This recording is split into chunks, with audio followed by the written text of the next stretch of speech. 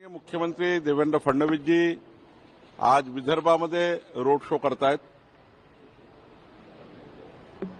अकोल्याला सभा होणार आहे, अमरावती आणि चंद्रपूरमध्ये रोड शो आहे। उद्या माननीय मुख्यमंत्रीजी मराठवाड्यात आहे। उद्या जालना, संभाजीनगर, परभणी, नांदेड त्या ठिकाणी मुख्यमंत्री आहेत आणि रोज माननीय मुख्यमंत्र्यांनी संपूर्ण महाराष्ट्रातल्या 29 महानगरपालिकेमध्ये कुठे ना कुठे जाण्याचा निर्णय घेतलेला आहे।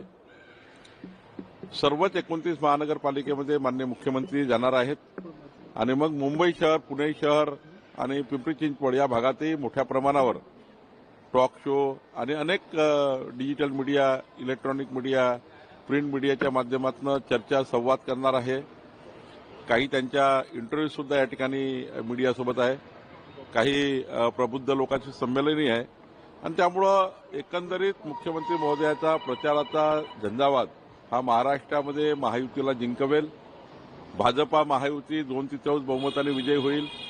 देवेंद्र फडणवीसजींच्याच नेतृत्वामध्ये महाराष्ट्रामध्ये विकसित महाराष्ट्राकरता जनता मत देईल आणि माननीय मुख्यमंत्री देवेंद्र फडणवीसजी आमच्या या महाराष्ट्राच्या निवडणुकीचे खरे स्टार प्रचारक आहेत आणि त्यांच्याच एकंदरीत मार्गदर्शनाखाली आम्ही सर्व लोक आपला प्रचार करणार आहोत।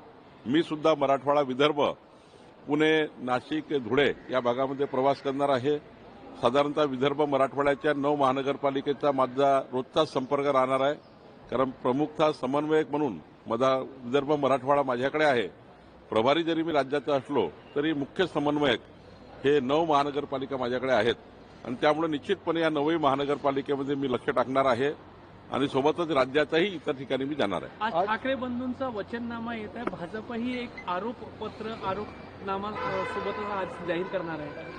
नाही, उद्धव ठाकरेजींनी किती जाहीरनामे दिले आणि किती आता तोंडाच्या वाफा फेकल्या, किती टीका टिप्पणी केली, जहरी टीका केली, तरी आता जनता विचारणार नाही, जनता त्यांच्याकडे लक्ष देणार नाही, जनता त्यांना मतदान करणार नाही। नागरिक हे माननीय मुख्यमंत्री देवेंद्र फडणवीसजींच्या विकसित महाराष्ट्राकरता मतदान करतील। एकनाथ शिंदेच्या नेतृत्वातल्या शिवसेनेला मतदान करतील।